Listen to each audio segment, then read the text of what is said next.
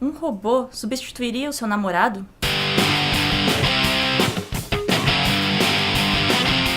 Bom, hoje a gente vai falar sobre esse mangá aqui, Hao, da Umi Ayase. Ele é volume único e da Panini. A história desse mangá aqui é sobre um casal, a Kurumi e o Hao. O Hao, ele, na verdade, ele é um robô que veio para substituir o Hao original, que morreu num acidente de avião. Depois que ele morreu, a Kurumi, ela se isolou, ela se fechou, não perdeu a vontade de viver, não come, não sai de casa.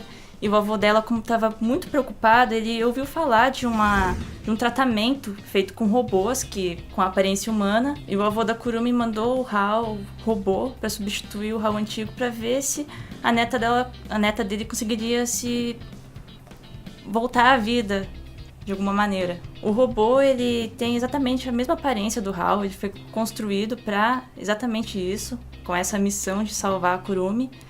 E ele é bem inocente, ele não sabe de nada, ele não sabe nada da vida nem da Kurumi, nem do Hao. Ali nessa história, né, os jovens acreditavam que se eles escrevessem os desejos deles num cubo mágico e conseguissem resolver, eles acreditavam que que o desejo ia se realizar. E aí o Hao, ele começa a montar um cubo que na verdade foi a Kurumi que escreveu alguns dos desejos dela, e ele começa a tentar realizar. Quando ele vai resolvendo, ou outras pessoas acabam resolvendo para ele também, e ele vai realizando os desejos dela. E um deles, ela tinha o desejo de, por exemplo, ter uma girafa. Claro que ele não acha uma girafa de verdade, mas ele encontra um bichinho de pelúcia gigante de uma girafa e leva para ela. Aí aos poucos o Hao, ele vai conhecendo a Kurumi, e a Kurumi vai aos pouquinhos se abrindo pro robô. Claro que no começo ela não queria um robô para substituir, porque eu também acho isso muito estranho, ter uma máquina para substituir uma pessoa que você amava. É um conceito um pouco esquisito, polêmico até, eu acho.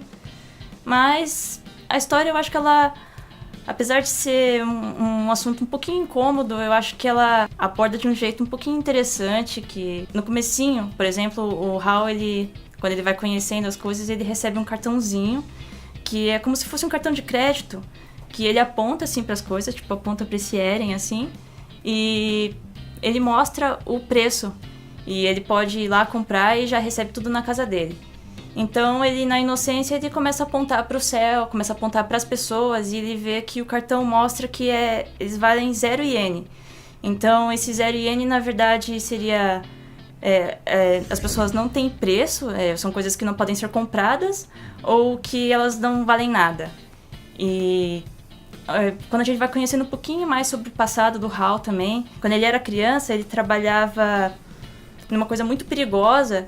E aí a Kurumi se perguntava por que eles não usam robôs ao invés de humanos para fazer esse trabalho que é super perigoso e tem um risco muito alto de vida, né? E aí ele responde que o robô precisa de manutenção, enquanto que humanos são facilmente substituíveis.